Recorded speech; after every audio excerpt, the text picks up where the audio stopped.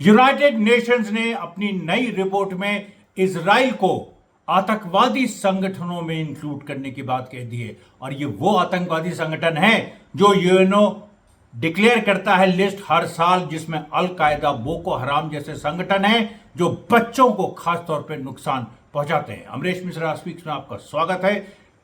आज देखिए, ये बड़ा डेवलपमेंट है और जो पूरी दुनिया में हो रहा है उसमें एक ये मतलब आप ये समझ लीजिए कि इजराइल धीरे धीरे कैसे नेपथ्य में चला जा रहा है, बैकग्राउंड में चला जा रहा है।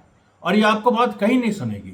आपको किसी मध्य वर्ग के ड्राइंग रूम में बैठ के अगर चर्चा हो, खासतौर पे जो नॉन मुस्लिम्स हैं, उनको आप कह दीजिए कि इजराइल हार रहा है, हमास जीत रहा है, तो अजीब सा मुंह बना लेते हैं। अरे यार, तुम कम से कम देखो तो सच्चाई को। सच्चाई क्या है? जो ग्यूटरेस यूएनओ के सेक्रेटरी जनरल हैं, वो उन्होंने बयान दिया है। और उन्होंने बल्कि ये चीज उन्होंने बयान नहीं दिया, सॉरी, उनके जो ऑफिशियल्स हैं उन्होंने इजरायली डिफेंस फोर्सेस और इजरायली सरकार को बाकायदा कांटेक्ट करके ये कहा है कि इजराइल को हमें मजबूरन इंक्लूड करना पड़ रहा है अल कायदा, बोको हराम जैसे संगठनों के साथ। अब देखिए, इसमें जो खास बात है कि इजराइल को डर क्या है? इजराइल को डर यह है कि अगर ऐसा होता है तो तमाम देश उस पर हथियारों को इजराइल एक्सपोर्ट करने पर रोक लगा सकते हैं। आर्म्स एम्बार्गो इजराइल पे लग सकता है। यह बड़ी घटना है। आप अंत तक बने रहिए। देखिए, आज हमारा एक वीडियो, जबरदस्त वीडियो है, बहुत सारे इसमें नए खुलासे होने वाले हैं। आज देखिए 7 जून, सबसे पहले हम 7 जून 2024 की जो घटनाएं हैं प्रमुख, वो आपको बता दें। तो एक तो देखिए वही जो बच्चों वाली बात है। आज फिर इजराइल ने 2 बच्चों को अगवा किया वेस्ट बैंक से, उसका वीडियो साझा हुआ। और इस तरीके के वीडियोस जो यूएन के पास भी पहुंच रहे हैं, भाई यहां आ रहे हैं तो यूएन के पास भी पहुंच रहे हैं। और ये वीडियोस लगातार आ रहे हैं अक्टूबर 2023 के बाद से। इसके पहले भी बहुत बार एक कोशिश हुई, आपको बता दें, इसके पहले भी कोशिश हुई थी, पिछले साल भी कोशिश हुई थी कि 7 अक्टूबर के पहले जो इजराइल ने फिलिस्तीनी बच्चों के साथ जुल्म किया था, उसकी वजह से मतलब जो कई सालों से जुल्म कर रहे हैं, उसकी वजह से इजराइल को ऐसे जो नटोरियस संगठन है उनमें इंक्लूड कर लिया जाए। लेकिन पिछले साल ऐसा नहीं हो सका। यही यूएन जनरल सेक्रेटरी थे। आज हो गया, इस साल हो गया। और इसमें आपको बता दें, इसमें इजराइल जो सोच रहा था कि हमास का भी नाम आएगा, तो हमास तो बच्चों पे तो कोई जुल्म किया ही नहीं। कोई वो जो पूरी बात आई थी वो तो इजराइल ने खुद ही नेगेट कर दी कि करीब 50 बच्चों के जो सर कलम कर दिए गए, वो इजराइल आईडीएफ ने खुद नेगेट कर दी।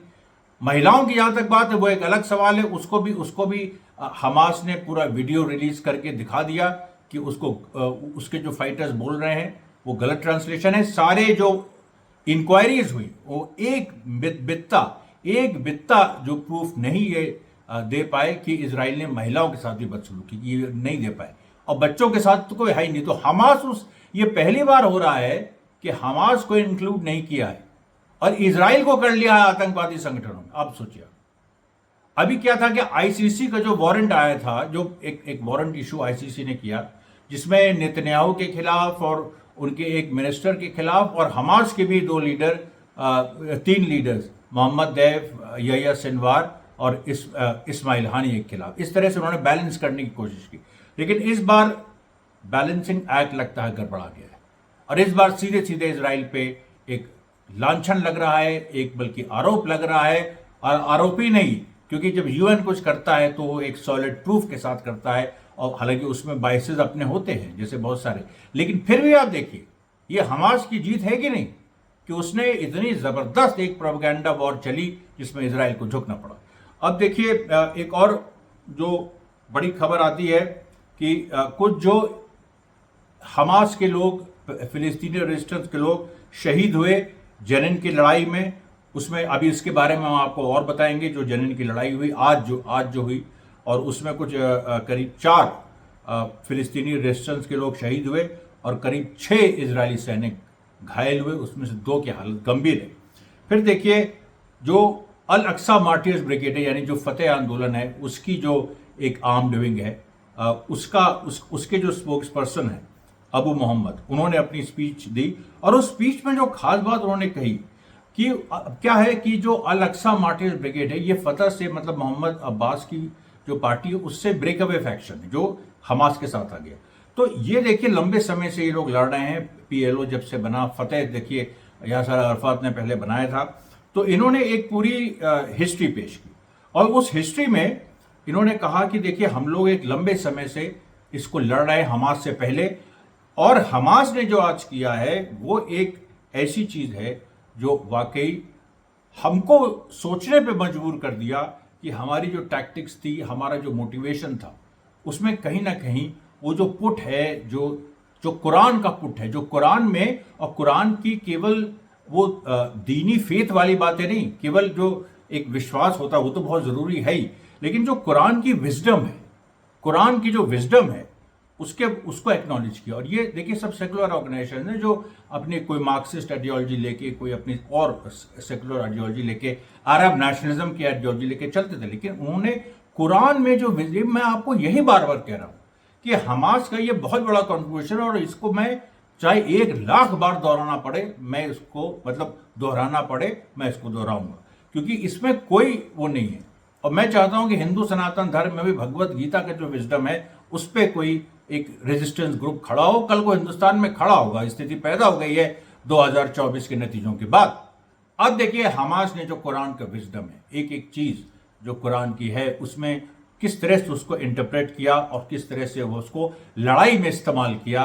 कुरान में वो सारी बातें हैं, वो सारे चीजें एक अलग अलग कोड में हैं, जिसमें अगर आप उसको डी कोड करिए तो आधुनिक जीवन के लिए उसका बहुत बड़ा महत्व है। ये हमास ने दिखा दिया, और ये भी दिखा दिया दुनिया को कि जो बेसिक संदेश कुरान का है पूरी मानवता के लिए, केवल मुस्लिम्स के लिए नहीं, पूरी मानवता के लिए, वो ये है कि नाइंसाफी के खिलाफ जिहाद करना, लड़ना, संघर्ष करना, क्रांति करना, इनकलाब करना जायज है। अब देखिए अब यहां पर एक और घटना ये घटी जो बुरकान, आज देखिए हिजबुल्लाह ने भी कई हमले किए, और हिजबुल्लाह को लेके भी बड़ी इंपॉर्टेंट खबरें हैं कि हिजबुल्लाह को लेके कैसे इजरायली वॉर कैबिनेट में एक नई डिबेट शुरू हो गई है कि नॉर्दर्न, क्योंकि नॉर्दर्न सेटलमेंट में मैंने आपको बताया भी था परसों वाले वीडियो में, कल भी उसकी चर्चा हुई थी कि हिजबुल्लाह ने जो पूरे के पूरे इलाके जला दिए, और उसमें जो ऑलरेडी लाखों जो इजराइल के जो लोग विस्थापित थे उसमें और ऐड कर दिए। करीब अब पहले 1 से 2 लाख संख्या थी, अब 4 लाख हो गई। 4 लाख लोग विस्थापित। इजराइल 70 लाख का, 80 लाख का तो देश है, वो बसाएगा कहां? तो देखिए आज क्या हुआ कि बुरकान मिसाइल जो हिजबुल्लाह ने छोड़ी, मनारा और यफ्ता जो 2 इजराइल के सेटलमेंट्स हैं वहां लगी नॉर्थ इजराइल में। दूसरी बात, और एक नॉर्थ वेस्टर्न इजराइल में जो जारिद सेटलमेंट है वहां लगी। उसके बाद देखिए जो जेनिन ब्रिगेड में जो शहीद हुए, वो कैसे शहीद हुए उसके बारे में डिटेल रिपोर्ट आई, और उसमें देखिए एक जो बड़ी चीज़ है जो मैं आपको बार बार कह रहा हूं, जो पिछली बार भी आई थी कि शहीदों ने अपने कंधे पे बंदूक रख के चलाने की इजाज़त अपने कॉमरेड्स को दी, इस बार भी कुछ कुछ वैसे ही हुआ। फर्क यह था कि इस बार जो शहीद मारे गए, उन्होंने मरने के पहले अपनी बंदूक जो है, ताकि क्योंकि वो एक क्लोज कम्बैट में लड़ाई हो रही थी कि जैसे 10 मीटर की दूरी पे इजरायली फौजी थी, इजरायली जो यूनिट थी करीब 15 सोल्जर्स की, और इधर जो थे करीब 6 फिलिस्तीनी लड़ाके। तो आमना सामना हो गया। अब आमने सामने में गोली चली, उसमें जो पहले जो 2 गिरे और पहले उसके बाद फिर 2 गिरे, तो बाकी जो 2 थे वो लड़ते रहे। अब ये चारों को ये डर था जो गिरे कि इजराइल कहीं इनके हथियार न ले ले। तो और क्योंकि इजरायली सोल्जर्स एकदम पास ही थे, और तब तक 1 या 2 इजरायली सोल्जर्स ही घायल हुए थे, इन्होंने अपने हथियार अपने जो 2 कॉमरेड्स बाकी थे उनकी तरफ फेंके चारों ने, और वो हथियार उनके हाथ में, मतलब ऐसा एक्सपर्ट तरीके से फेंके कि जैसे पूरी ट्रेनिंग हुई हो, और वो पूरे जो हथियार हैं वो आप ये सोचिए कि सीधे उनके जो कॉमरेड्स हैं और उन्होंने उनको रिसीव किया, और उसके बाद वो जो कॉमरेड्स हैं उन्होंने उनको एक आड़ मिल गई, कुछ पत्थरों की, कुछ पेड़ों की, और वहां से उन्होंने गोली चलाई। 4 हथियार बच गए, बाकी फिर 2 इजरायली और घायल हुए, तो फिर पूरी यूनिट 15 लोगों की पीछे हट गई। अब आप देखिए इस तरीके की जो मिसाल है वो लगातार सामने आ रही है, और वही बात आ रही है कि फ़िलिस्तीनी तो शहादत के लिए लड़ रहे हैं, जीत के लिए लड़ रहे हैं, और इजरायली केवल एक जुल्म का शासन बढ़ाने के लिए लड़ रहे हैं। ये मुख्य बात है। फिर देखिए, ये एक इजरायली मीडिया में खबर आई कि जो तीरथ तस्वी और बेत शियान, जो जॉर्डन के पास दो इजरायली सेटलमेंट हैं, उनमें कोई इन्फिल्ट्रेशन हुआ है। कहां से? जॉर्डन से। अब ये देखिए, यही मैं कह रहा हूं, इजिप्ट में रेजिस्टेंस की बात मैंने आपको बता दी, जॉर्डन में रेजिस्टेंस की बात हमने आपको कहा था कि वहां पर फोर्सेस काम कर रही हैं, और ये देखिए पूरा नतीजा सामने आ गया है। उन सेटलमेंट्स के नाम आ गए हैं तीरथ तस्वी और बेत शियन, जो इजरायली सेटलमेंट्स हैं जॉर्डन बॉर्डर में, और वहां से इन्फिल्ट्रेशन हुआ है। जॉर्डन से कुछ लड़ाके उन सेटलमेंट्स में घुस गए। एक बड़ी आईडीएफ की फौज उनको ढूंढने के लिए निकली है, लेकिन अभी तक उसको कुछ हाथ नहीं लगा है। फिर देखिए, आईडीएफ ने कुछ जो हिजबुल्लाह की पोजीशंस हैं, यारीन, जबाइन, अल दुहेरा, अलमा अल शाब, उन पे बमबारी की। और इधर जो आईडीएफ के वॉर प्लेन्स हैं, उन्होंने गाजा में जोरोब, तल उल सुल्तान, जो गाजा में इलाके हैं वेस्ट ऑफ राफा के वेस्ट में, वहां पर उन्होंने बमबारी की, जिसके कुछ नागरिक मारे गए, जिनके बारे में आगे और हम डिटेल जिक्र करेंगे। फिर देखिए, जेनिन के बारे में फिर वही बात आ गई कि जेनिन में जब चार मार्टियर्स, जब 4 फाइटर्स शहीद हुए, और करीब उतने ही करीब ये 4 से 5 आईडीएफ जो सोल्जर्स हैं वो भी घायल हुए, तो जब वो 15 जो सैनिक है अपने घायलों को ले जा रहे थे, तो फिर उन पर गोली चली और 2 घायलों को उन्होंने छोड़ दिया। और उन दोनों घायलों को अभी तक नहीं पता है, लेकिन जो मेरा जो अंदाजा है कि उनको होस्टेज बना लिया गया। वेस्ट बैंक में होस्टेज बनाने की ये पहली घटना है, और बहुत बड़ी घटना है। वेस्ट बैंक में अभी तक किसी इजरायली सोल्जर को होस्टेज नहीं बनाया गया है, क्योंकि वेस्ट बैंक एक बहुत बड़ा इलाका, जो इजराइल की जो वो जिस तरीके से काउंटर करता है वो भी बहुत भयानक होता है। और जो पैलेस्टीनियन अथॉरिटी है, सबसे बड़ी बात, जो वेस्ट बैंक को गवर्न करती है, वो इजराइल के साथ मिली हुई है। तो इसलिए इजराइल में जो आईडीएफ सोल्जर्स, जो 2 होस्टेजेस लिए गए, ये आईडीएफ सोल्जर्स, इनको कहाँ रखा जाएगा, कैसे रखा जाएगा, पैलेस्टीनियन अथॉरिटी का क्या, ये बड़ा एक दिलचस्प पूरा सिनेरियो उभर के सामने आ रहा है। फिर आप देखिए कि इजराइल ने बेथलेहम जो कि जेरूसलम के पास है, यहाँ पर उन्होंने एक घर पे इजराइल ने हमला किया, लेकिन वो हमला विफल रहा। और फिर एक देखिए, जो 22 मई को आपको याद होगा, बेत हनून में जो कॉम्प्लेक्स एक ऑपरेशन हुआ था, जिसमें जो करीब 26 घंटे चला था, 26 घंटे, उसके डिटेल्स आए हैं। अभी वीडियो आ गया था पहले, वो मैंने एक्स में डाला है अपने हैंडल पे। उस 26 घंटे जो पूरी लड़ाई चली, उस 26 घंटे की लड़ाई में क्या हुआ, अच्छा वो पूरे वेट एंड वॉच। शुरुआत में जो एक इजरायली टीम आई, उसको लुभाया गया, उसके ऊपर एक शुरुआत एक्सप्लोजिव से एक्सप्लोड किया गया। उसके बाद वो जो इजरायली फोर्स है, उसमें से कम 4 इजरायली सोल्जर मारे गए, कई घायल हुए। फिर जैसे कुछ एक रेस्क्यू टीम आई, उसके वो करीब 2-3 घंटे बाद, तो अब मतलब ये पूरा घंटे चल रहे हैं, और इन 2-3 घंटों में जो बचे हुए इजरायली हैं, फिलिस्तीनी हैं, वो आपस में गोलीबारी चल रही है।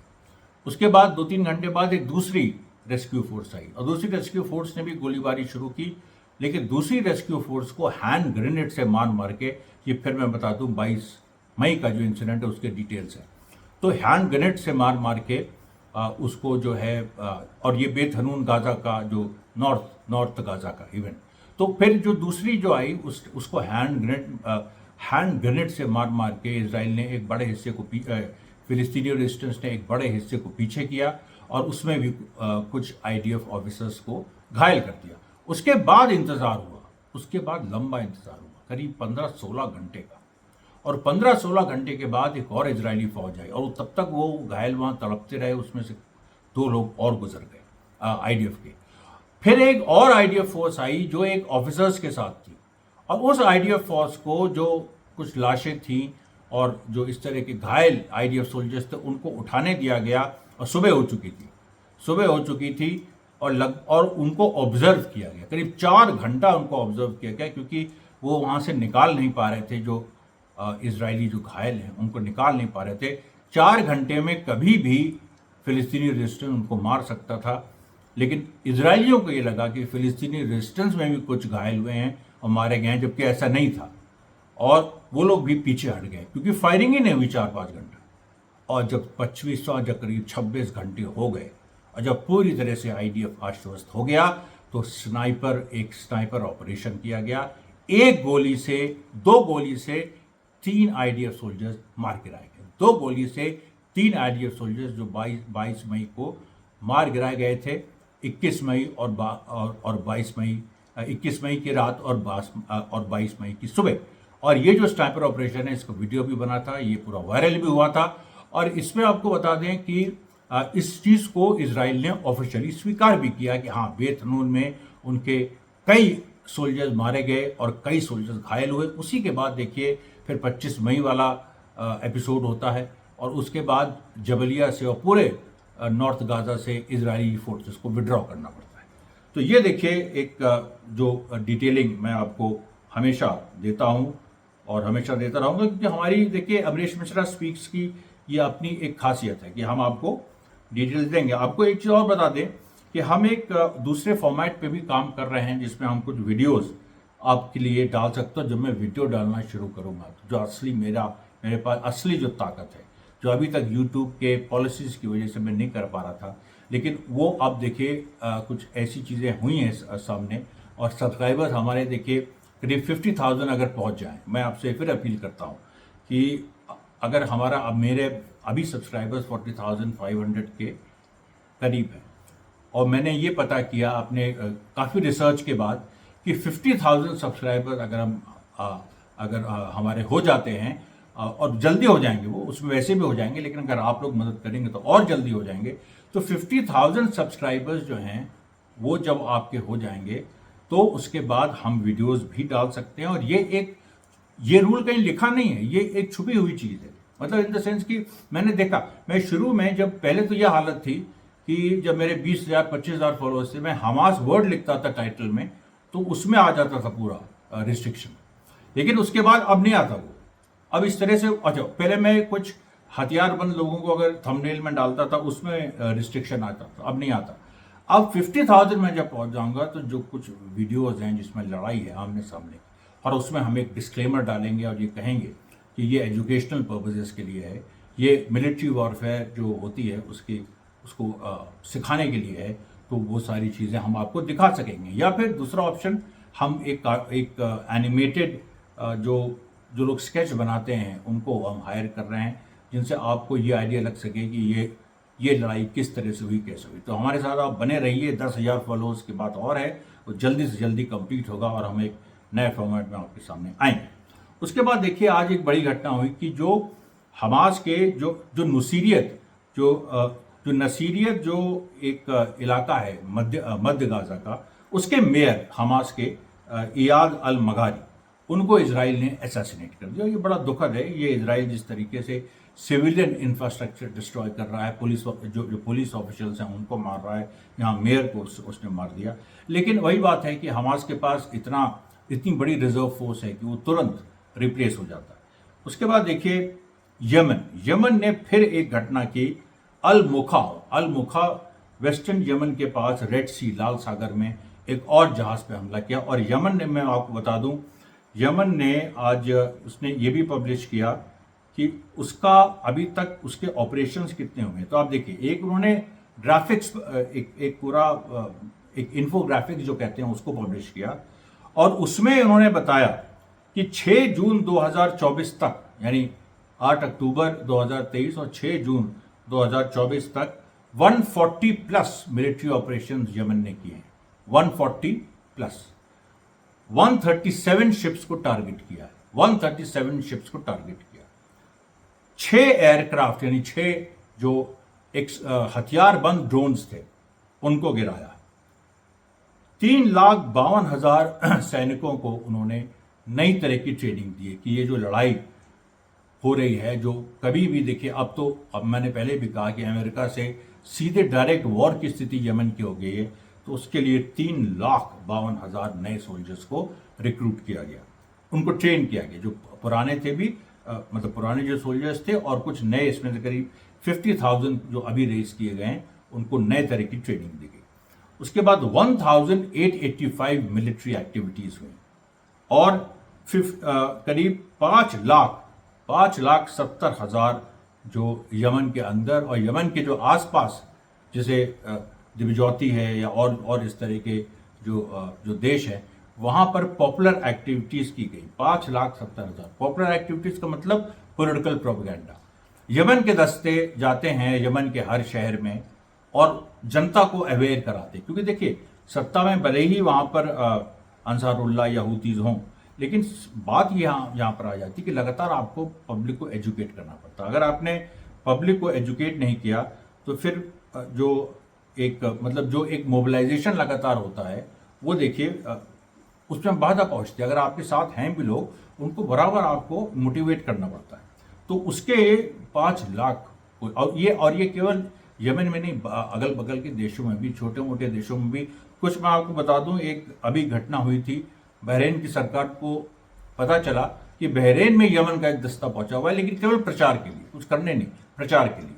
और अरब जनता को वो सिखा रहा है कि ये जो लड़ाई गाजा में चल रही है, कैसे पूरे अरब समाज की लड़ाई है। लेकिन जैसे ही बहरीन सरकार को पता चला तो बहरीन रेजिस्टेंस की मदद से यमन के जो लोग हैं वो वापस यमन पहुंच गए। तो देखिए इस तरह की चीज़ें हो रही हैं, इसके बारे में बातचीत नहीं हो पाती, बहुत कम हो पाती। फिर देखिए आईडीएफ ने एक और एयर स्ट्राइक की किसरत अल अरूश जो इलाका है साउथ लेबनान में, और उसके बाद कुछ प्रिजनर्स इजराइल को रिलीज करने पड़े काफ़ी प्रेशर के बाद, रेजिस्टेंस के प्रेशर के बाद, जिसमें कुछ पत्रकार हैं जो अल खलील के, खासतौर पे मोहम्मद अल अतरश जो बहुत मशहूर पत्रकार हैं फिलिस्तीनी, उनको इजराइल को छोड़ना पड़ा।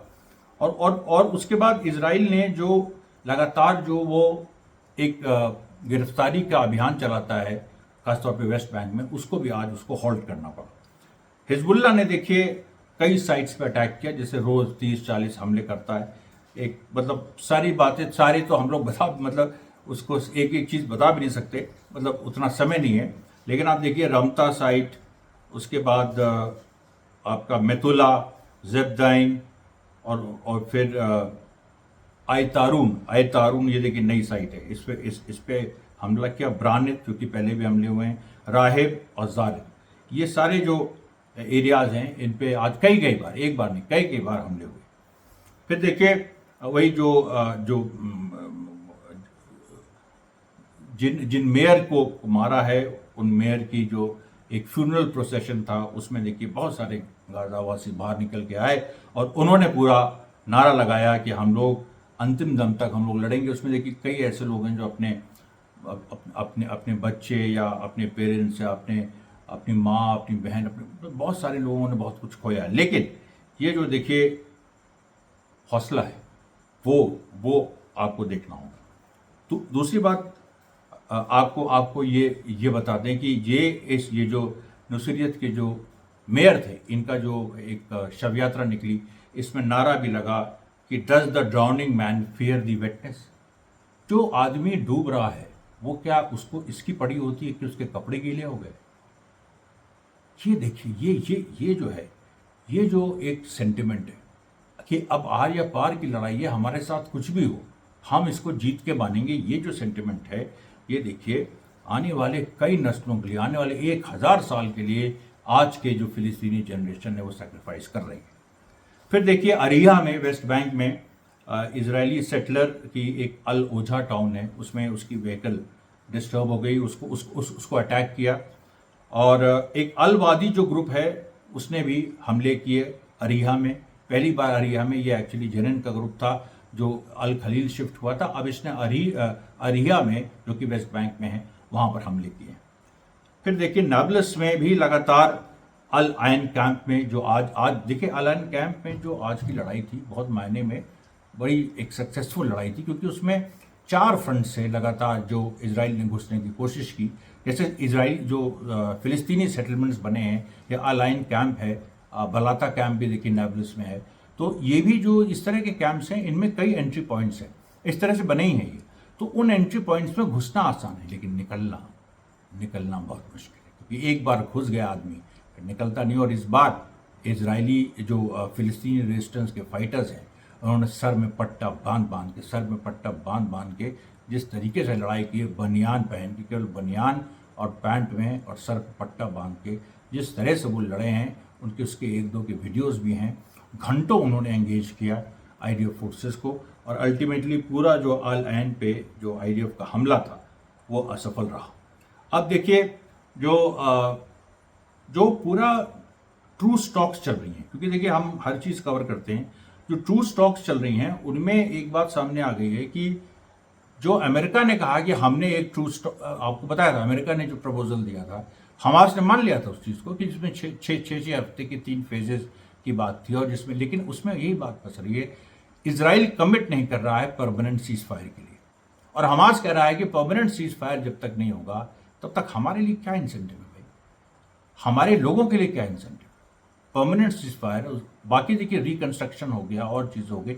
एक इसमें और प्रपोजल आया, इसमें एक और बात हुई कि एक मीटिंग हुई इसके बाहर, मेरे ख्याल से यूएई में, जहाँ पर पैलेस्टीनियन अथॉरिटी भी थी, ये महमूद अब्बास वाली पार्ट, और उनके प्रतिनिधि यूएई के ऑफिशियल्स थे, और एंथनी ब्लिंकन जो अमेरिका के सेक्रेटरी ऑफ स्टेट हैं वो भी थे। उनमें आमने सामने यूएई और पैलेस्टीनियन अथॉरिटी के लोगों में गाली गलौज हो गई। यूएई के जो फॉरेन मिनिस्टर हैं उन्होंने महमूद अब्बास के आदमी से कहा कि तुम लोगों ने दलाली के सिवा कुछ नहीं किया है, ये एंथनी ब्लिंकन के सामने कहा। ये देखिए एक यूएई और सऊदी अरेबिया का जो एक स्टांस लगातार बदल रहा है, उसकी ये बहुत बड़ी एक निशानी है। हमको और भी खबरें इस तरह की मिली हैं कि जैसे इजिप्ट जैसे देश, और इजिप्ट तो पूरी तरह से आप देखिए उससे भी कई बार कहा गया है कि भाई तुम आ जाओ, तुम ये कह दो कि हम फिलिस्तीन में इजराइल के साथ मिल के एक कॉमन अथॉरिटी, मतलब गाज़ा में इजराइल के साथ मिलकर कॉमन अथॉरिटी बनाएंगे जिसमें हमास नहीं होगा। लेकिन इजिप्ट ने अभी तक कुछ नहीं कहा, और इजिप्ट ने ये भी देखिए सारी चीज़ें होते हुए भी अल सीसी मुस्लिम ब्रदरहुड के खिलाफ है, मुस्लिम ब्रदरहुड की आइडियोलॉजी हमास कैरी करता, और जो मोर्सी थे मुस्लिम ब्रदरहुड के जो इलेक्टेड लीडर इजिप्ट के, उनको फांसी अल सीसी ने दी थी। लेकिन अल सीसी की हिम्मत नहीं हो रही है कि जो वहाँ पर मुस्लिम ब्रदरहुड के जो वहाँ पर रेजिस्टेंस ऑर्गेनाइजेशन पनप रहे हैं इजिप्ट में, उनके खिलाफ एक्ट कर सके। तीन इजिप्शियन सोल्जर्स, दो इजिप्शियन सोल्जर्स तो मारे गए, शहीद हुए, और एक और इजिप्शियन सोल्जर ने एक आईडीएफ सोल्जर को मार के वो गायब हो गया। कोई एक्शन इजिप्ट के सरकार ने अभी तक नहीं लिया है। फिर देखिए जो फिलिस्तीन के जो मुजाहिदीन ब्रिगेड्स हैं, उन्होंने एक इजराइल का जो थर्ड आई जो कहा जाता है, इजराइल कहता है थर्ड आई हमारी तीसरी आंख है, ये नजब डेजर्ट के पास जो उसका एक मिलिट्री इंस्टॉलेशन है, जिसके पास जब ईरान ने वार किया था 13 अप्रैल को, तो उसके आसपास ही किया था, वहाँ पर फिलिस्तीनी रेजिस्टेंस ने गाज़ा से बमबारी की। सोचिए ये एक दूसरी या तीसरी बार हुआ है, लेकिन रेयर चीज़ है थर्ड आई को अटैक करना। फिर देखिए अशदोद जो इलाका है, जो इजरायली सिटी है, वहाँ पर भी फिलिस्तीनी रेजिस्टेंस ने बमबारी की, और जो राफा जो फाइटिंग एक्सेस है उसमें दो मरकवा टैंक्स आज उड़ाए गए जो घुसने की कोशिश कर रहे थे। उसके बाद देखिए अल कुद्स के ऊपर, यानी अल अक्सा मस्जिद के पास एक फिलिस्तीनी रेजिस्टेंस ने रॉकेट छोड़ा, जिसको इजराइल की जो आयरन डोम है वो इंटरसेप्ट नहीं कर पाई। एक चीज़ और आपको बता दें, इसमें देखिए बड़ी महत्वपूर्ण है आयरन डोम को लेकर। एक घटना सामने आई है कि किरियत शिमोना में जो हिजबुल्ला लगातार रॉकेट मार रहा है, मैंने आपको कई, वो भी सेटलमेंट बिल्कुल खाली सा हो गया है। वहाँ पर जो इजरायली डोम, जो आयरन डोम कुछ नहीं होता, कोई छत वत नहीं होती। आयरन डोम मतलब जो पेट्रियट मिसाइल्स वगैरह हैं, जो ये डिटेक्ट कर लेती है कि दूसरे एरियाज ने मिसाइल मारी है, तो हम काउंटर एक मिसाइल फेंकें। उसमें जो एक काउंटर मिसाइल फेंकी वो इजरायली ही सेटलमेंट में जाके गिर गई। अब उसको लेके बहुत हाय तो बहुत, और ये इजराइल इस तरीके की बहुत सारी गलती है, क्योंकि इनको लड़ने का तो ये इनके लिए हथियार बेचने के लिए होते हैं ना, सौदा करने के लिए। लड़ने वाले तो इनमें जज्बा है नहीं, जहाँ लड़ने की बात आती है वहाँ हार जाते हैं अपने ही लोगों को, they end up killing their own, मतलब सिंपल। अब देखिए यहाँ पर देर अल बला सेंट्रल गाजा में एक बड़ी घटना हुई, जब एक आईडीएफ फोर्स एक घर के अंदर बंद थी, उसको टीबीजी शेल्स के साथ फिलिस्तीनी रेजिस्टेंस ने बाहर से मारा और पूरा का पूरा घर ढह गया। उसमें कितने लोग मारे गए अभी क्लियर नहीं है, वो आगे सामने आएगा। फिर देखिए नेज़रीम एक्सिस में फिर से हमले हुए जो फिलिस्तीनी रेजिस्टेंस ने किए, और फिर आईडीएफ ने एक तब्श फैमिली होम है खान यूनिस में, तब्श परिवार, ये पूरे के पूरे परिवारों को आप देखिए करीब 170 से ऊपर परिवार हैं जो पूरे के पूरे परिवार गायब हो चुके हैं। ये देखिए इस तरह से इजराइल, क्योंकि इजराइल के पास डेटा है, तो तब्श फैमिली होम जो अबासन अल कबीरा खान यूनिस के ईस्ट में है, उस पर हमला किया गया। ऐसा नहीं होता है कि एक फैमिली होम पे हमला करो तो उसमें सारे के सारे फैमिली के लोग मारे जाते हैं, कई लोग उस समय नहीं भी होते हैं, लेकिन जितने लोग मतलब कई बार मुखिया मारे जाते हैं, कई बार औरतें और बच्चे मारे जाते हैं, इसी में औरतें और बच्चे सबसे ज़्यादा मारे गए हैं। अब देखिए ये जो एक पूरी बात आई कि रमल्ला में सेटलर्स ने कुछ फिलिस्तीनी जो सेटलमेंट्स उन पे, जो इजरायली सेटलर्स ने फिलिस्तीनी सेटलमेंट्स पर हमला किया, लेकिन वो फेल हो गया। नाब्लस में फिर आईडीएफ ने हमला किया, वो भी फेल हो गया। और उसके बाद देखिए जो पूरी बात सामने आती है कि एक और ऑपरेशन, एक बड़ा ऑपरेशन जो शमा एरिया है, ये अल जैतून में, इसमें देखिए इजराइल ने पहले बमबारी की, कुछ फिलिस्तीन इसमें सिविलियन मारे गए। उसके बाद फिलिस्तीनी रेजिस्टेंस ने पहुंच के तुरंत जवाब दिया, और इस तुरंत जवाब से इजरायली जो फोर्सेज हैं घबरा गए। उन्होंने कहा कि भाई अभी इधर की जो लड़ाइयाँ हुई हैं उसमें हमास जो है वो हिट एंड रन की टैक्टिक्स पे साथ चल रहा है, मारो और फिर निकलो वहाँ से, दोबारा मारो। इस तरीके से तुरंत जो जवाब देने वाला जो ये शुरू में होता था नवंबर 2023 में, ये जो टैक्टिक्स हमास वापस लाया है, इससे इजरायली फौज में बेहद बेचैनी है। फिर देखिए जेनिन में वही वॉल्स ऑफ डेथ, मौत की दीवार, और जेनिन में फिर जो 4 शहीद हुए उनका बदला अंत में लिया गया, जब एक नामेर जो पूरी इजरायली व्हीकल है, पूरी की पूरी व्हीकल वो उड़ा दी गई, उसके पर कच्छे उड़ गए। और फिर यबना जो कैंप है राफा में, गाज़ा में, अब्दुल्ला जंक्शन पे एक और जो मरकवा टैंक वो उड़ा दिया गया। ये देखिए आज की खबरें हैं, और हमने आपको डिटेल में ये खबरें दी हैं। आपसे यही गुजारिश है कि हमने वही जो बात आपसे कही थी 50,000 सब्सक्राइबर्स पहुंचने की, और इसमें देखिए फिर आपको हम और अच्छे वीडियोस और खूब सारा मटेरियल आपको हम दिखा सकते हैं। आप हमारे साथ इस तरह से बने रहिए। कल फिर हम खबरों के साथ आएंगे। धन्यवाद साथियों।